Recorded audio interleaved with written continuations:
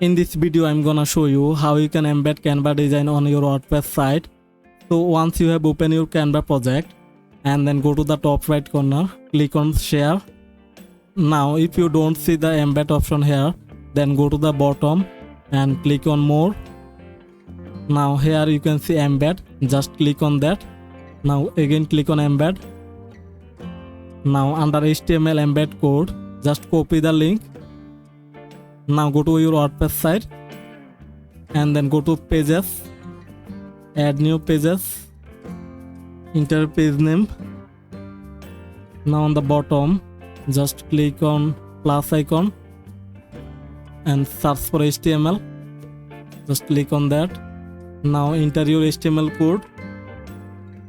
Now just click on preview and here you will see the preview. And this is how you can embed Canva design on your WordPress site. And so after that, just click on publish. Now let's preview. And this is our Canva design. So we have successfully embedded Canva design to our WordPress site. Hope that this video helped you out. Thanks for watching.